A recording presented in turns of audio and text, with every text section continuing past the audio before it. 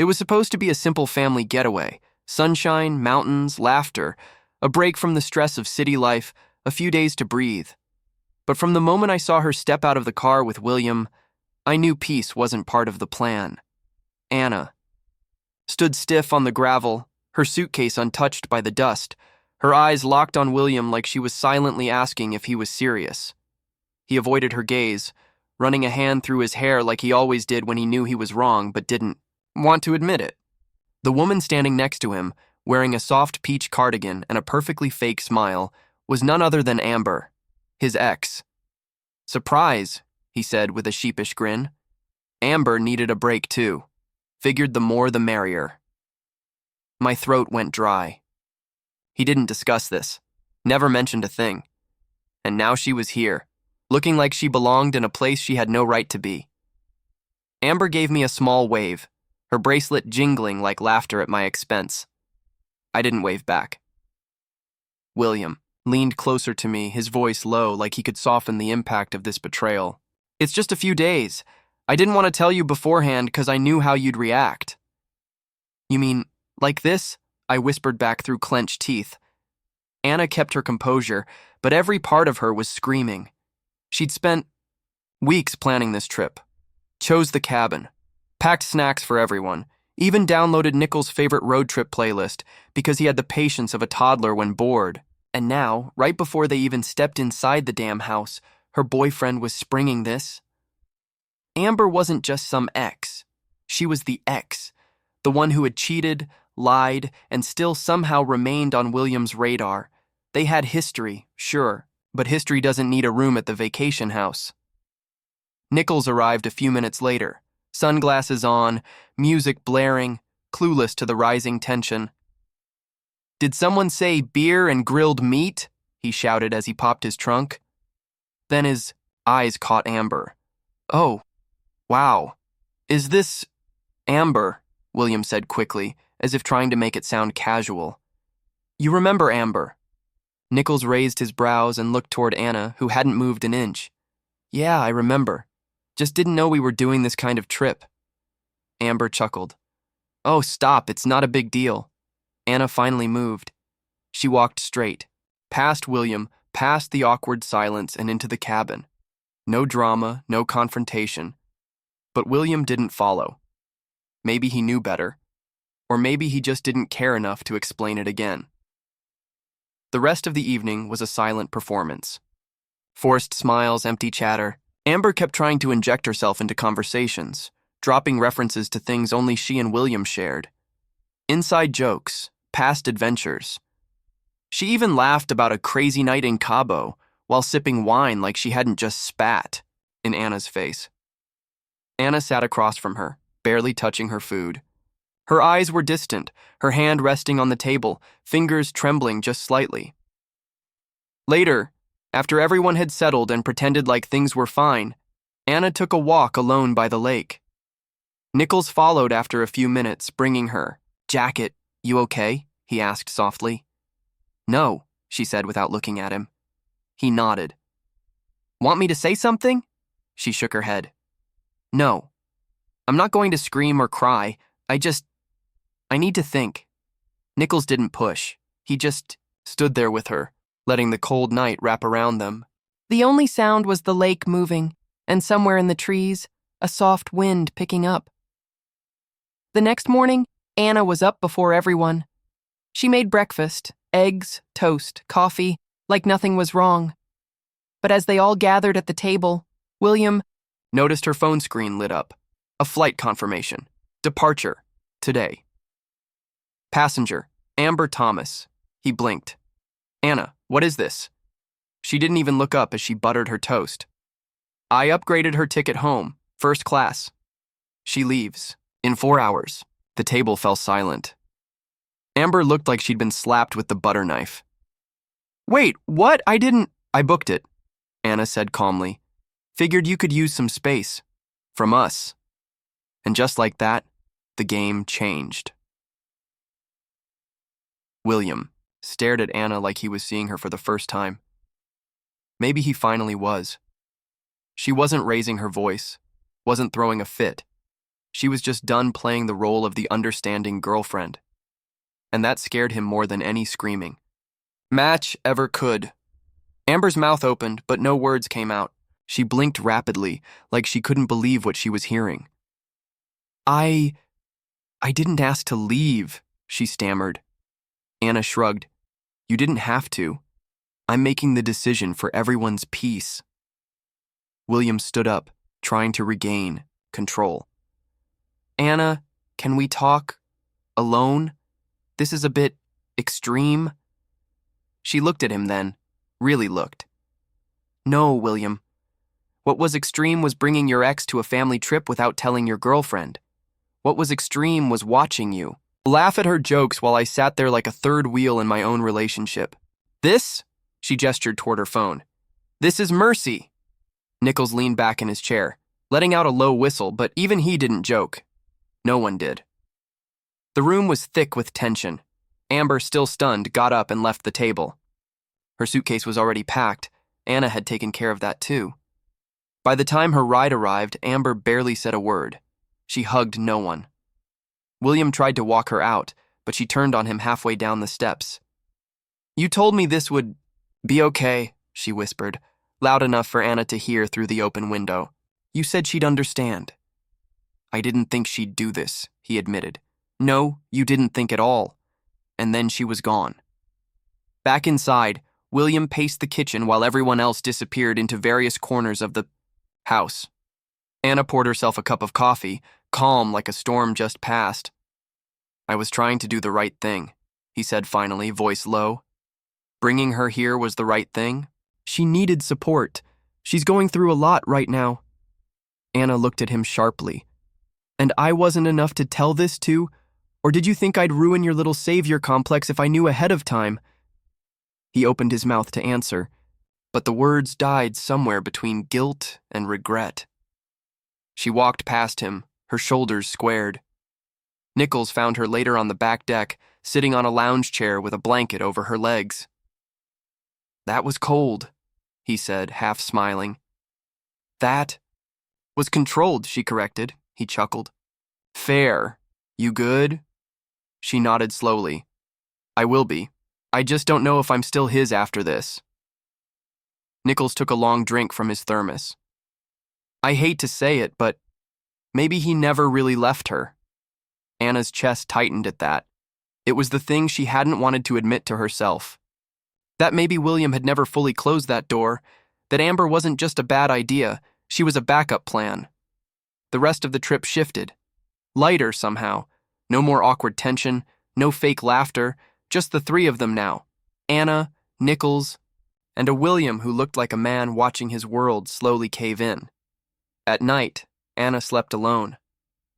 William offered the couch, but she sent him to the guest room. Every morning he tried again to talk.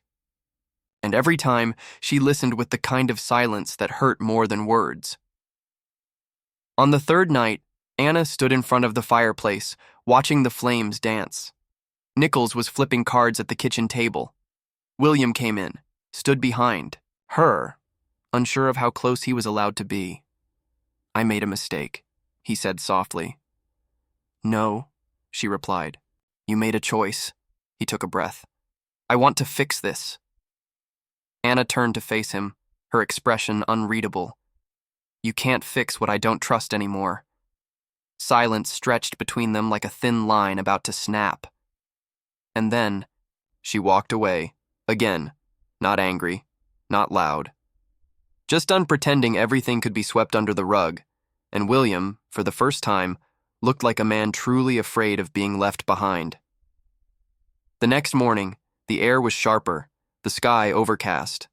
The mountains looked less like a peaceful retreat, and more like quiet witnesses to the tension stretching across every room in the cabin.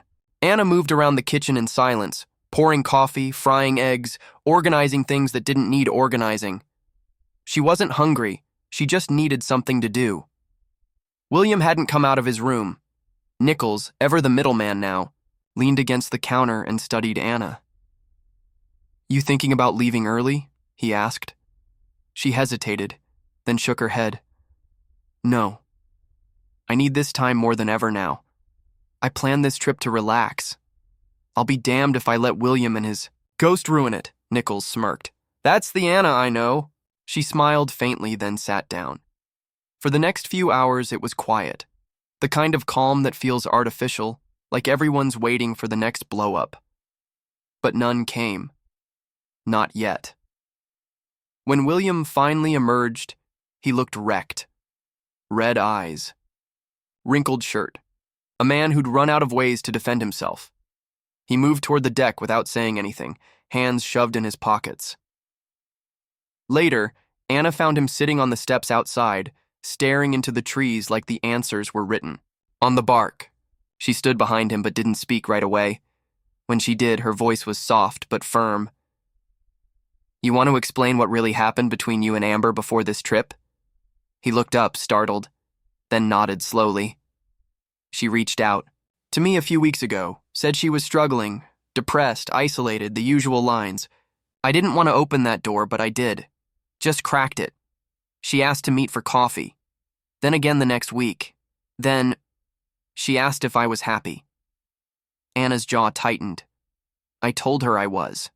That I had you. That I was finally in something. Stable. Real. But she kept showing up. Talking about old memories. How she missed who I used to be. I guess a part of me wanted to feel needed like that again. So you brought her here to what? Rescue her? Anna asked, bitter creeping into her voice. Did you bring her to see if something was still there? William didn't answer. That was answer enough. I didn't sleep with her, he said suddenly. I didn't cross that line. Anna crossed her arms. You didn't need to. You already picked a side. He sighed, rubbing his face. I thought maybe she just needed closure, that being around us, around you, would make her realize we're done. But now I see that was selfish. I wasn't trying to help her. I was trying to test us. Anna's voice cracked. And I failed, right? That's what you wanted to see? He turned to her, eyes wide. No, God, no. You were the only part that held. You stayed calm. You didn't humiliate her. You didn't lose your mind even when I deserved it. That's what makes me hate myself the most.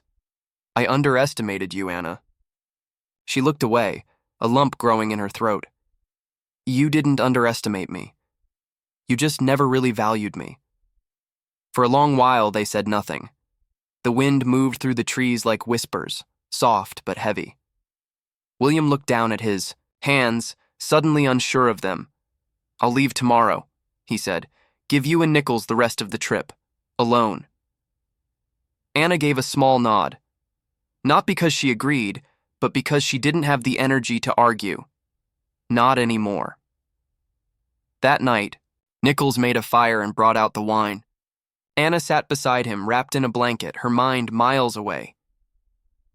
You're stronger than you think, Nichols said gently. I'm tired of being strong, she whispered. I want to be loved. Honestly. He glanced at her, his expression unreadable. Then stop settling for men who think honesty means convenient silence. She laughed softly, more of a sigh than amusement. You always know what to say. He bumped her shoulder with his. I know what not to say too. Like how I've watched you fall for a man who can't even pick a side without a warning sign flashing in his face. Anna turned to him, surprised by the edge in his voice.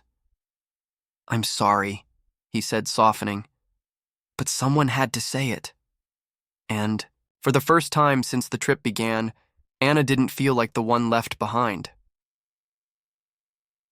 The next morning, William was gone. No goodbye note, no dramatic farewell, just the echo of a door that didn't creak shut, the empty coat rack by the entrance, and a silence in the hallway that hadn't existed in days. Anna found his toothbrush still in the bathroom, but his suitcase was missing. He'd really left. She stood in the living room, barefoot, holding a half-drunk cup of coffee, unsure how she felt. Relieved, abandoned, empowered, all of it maybe. Too many emotions trying to live in the same space. Nichols walked in behind her, rubbing his eyes and yawning. He's out? She nodded. Didn't even say bye. Good. Saves me the trouble of saying what I wanted to. They shared a small, tired smile. The cabin without William's presence felt different, like someone had cut the tension with a knife and left the peace behind. Anna took a deep breath. She didn't know what came next, didn't know if they'd talk again, or if this was the end. But she wasn't going to chase after someone who made her feel like an afterthought. For the first time since they'd arrived, Anna spent the day doing something for herself. No pretending, no forced smiles. Just her, nature, and whatever was left of her heart. She went hiking with Nichols. The trail was quiet, just birds, wind, and the occasional crunch of gravel beneath their boots. Somewhere along the climb, they stopped by a cliff that looked over the valley. "It's beautiful," she said, voice low. "So are you," he replied. She glanced at him, surprised. "Don't start." "I'm not starting anything," he said gently. "I'm just stating a fact." There was a moment where they stood still, breathing in mountain air, both of them realizing the truth between the lines. Anna looked down, at the view, then back at Nichols. "You ever love someone who made you feel invisible?" she asked. He nodded. "Yeah. Until I realized I deserved better." They didn't speak much after that, but the silence between them wasn't awkward anymore. It was warm, like a blanket. Healing. That evening, they sat outside on the porch with cups of hot chocolate. Anna leaned her head on Nichols's shoulder. Not romantic, not yet. Just comfortable. "Promise me something," she said. "Anything." "If I ever get close to someone like William again, slap me." He chuckled. "Deal! But just know, you didn't mess up. He did. He had something rare, and he didn't know how to protect it." Anna closed her eyes. Maybe. Or maybe I just loved him harder than he ever earned. "Still doesn't make it your fault." She didn't reply, but the words settled inside her. Heavy, but right. The last 2 days of the trip were peaceful. They cooked meals together, played cards, took long walks, and watched movies with the fire crackling in the background. There were no ghosts in the cabin now, no past traumas dragging themselves into present moments. Anna found herself laughing again, not pretending, real laughter. The kind that bubbles up when you forget you've been hurt. On the last night, as they sat watching the stars, Nichols turned to her. "You ever think about what you deserve?" he asked. "All the time," she whispered. He paused. "Do you know now?" She thought for a long moment. "Yeah, I do." He smiled. "Good, because someone's gonna love you the way you've always loved others. Fearless, full, real. And they're not gonna need to bring ghosts with them to feel complete." She didn't cry. She didn't flinch. She just smiled, slow and, certain. For the first time in a long while, Anna wasn't waiting to be chosen. She had already chosen herself. They packed up in silence the next morning. Not the tense kind that used to hang like fog in the cabin, but the soft, reflective kind. The kind that says, "We made it through something." Nichols helped Anna carry her bag to the car. They didn't rush. There was no need. Before pulling out of the gravel driveway, Anna turned back and looked at the house. The place she'd imagined would hold joyful memories, couple selfies, shared breakfasts. Instead, it held something deeper. Truth. Painful, but necessary. A place where illusions ended and healing began. Nichols climbed into the driver's seat. "You okay?" "I think so," she said, eyes still on the cabin. "No, actually, I know so." The drive was mostly quiet. Occasionally, he cracked a joke, and she smiled. Sometimes she rested her head on the window and let the mountains blur by, thinking. Not about William, not anymore, but about everything she'd let herself believe, about how many pieces she'd bent herself into just to keep someone else comfortable. Halfway down the road, her phone buzzed. A message from William. "I'm sorry. For everything." I hope one day you'll understand why I brought her. I was confused, but I never stopped loving you. She stared at the screen for a while, then locked it, dropped it in her bag, and didn't respond. She didn't need to. Sometimes silence is the loudest answer. Back in the city, life picked up where it left off, but Anna didn't. She moved slower, more deliberately. She canceled plans she didn't feel like keeping, took herself out for dinner, started therapy, stopped checking William's social media, unfollowed Amber. It wasn't petty, it was peace.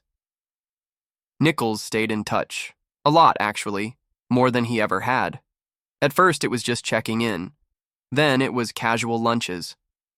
Then nights where they didn't mean to stay on the phone so long, but the conversation never ran out. One Saturday, they were walking back from a bookstore when he stopped in front of her building. His hands were shoved in his pockets, but his eyes weren't hiding anything. "You ever think," he said slowly, "maybe all that happened, so something better could show up?" Anna raised an eyebrow. "You're calling yourself something better?" He laughed. "Just asking if you've thought about it." She smiled, tilting her head. "I've thought about a lot of things lately." Nichols took a small step closer. "Like what? Like how sometimes the person who shows up after the storm isn't the rebound, they're the rescue." He didn't say anything, just reached for her hand, carefully, like she might still pull away. But she didn't. She laced her fingers with his, warm and steady. And in that small moment, with traffic buzzing behind them and the city lights starting to flicker on, Anna felt something she hadn't felt in a long time. Hope. Not the kind that waits on someone else to choose her, but the kind she planted herself, watered herself, and watched grow into something real. She didn't need William to say he was sorry. She didn't need Amber to admit she was out of line. She had herself, and she had finally upgraded her life. Not just Amber's ticket. Weeks turned into months, and William became nothing more than a name she once said too often. His memory faded, not in bitterness, but in quiet detachment. The way people forget the details of a dream that felt real, but never quite made sense in the daylight. Anna had changed. She smiled more. She slept better. Her phone no longer held paused drafts of unsent messages, and her mirror no longer reflected a woman waiting for someone to notice her. She had noticed herself. Nichols was always around, but never too much. He never forced his way in. He showed up when she needed him, and even more importantly, when she didn't ask at all. He wasn't trying to fill a space William left behind. He wasn't a rebound. He was the calm she never realized she needed after the storm. One evening they sat in her apartment, him curled on the floor against the couch, her with a glass of wine in hand. Some indie film played on the TV, but neither of them were watching. Nichols turned his head toward her and said, "You know, if you ever wanted to take another trip, I wouldn't bring my ex." She laughed so hard she nearly spilled her wine.